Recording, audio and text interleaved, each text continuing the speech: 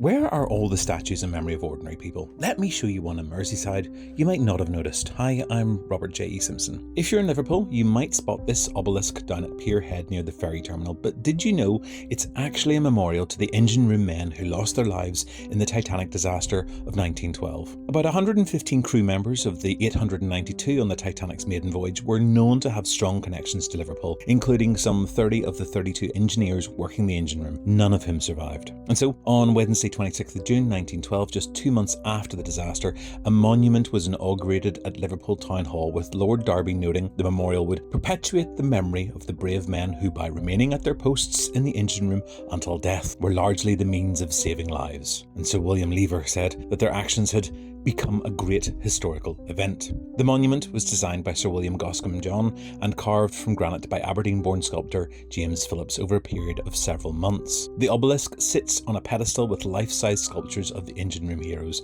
stokers and engineers. Above these are classical figures representing the four elements: wind, earth, fire and water. At the very top are four female figures representing the sea, with gilded flames visible at the peak, commemorating the services rendered by those who keep the lights burning. By the time the monument was unveiled in May 1916, several further maritime disasters during World War I prompted a slight dedication change to all heroes of the marine engine room. The first major monument to recognise below-decks crews rather than focusing on officers or the elite social class. In turn, it became an important and influential statement on the sacrifice of the working classes. The pedestal is inscribed with the words, "The brave do not die, their deeds live on forever, and call upon us to emulate their courage and devotion to duty." The monument stands proud close to the Liver building, slightly pockmarked from shrapnel from bombs dropped during the Second World War, but nonetheless impressive.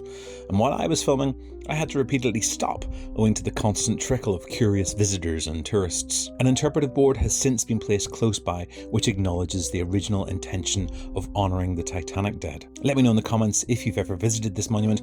I'm Robert J. Simpson. Don't forget to like, follow and share for more weird and interesting places, local histories and curiosities.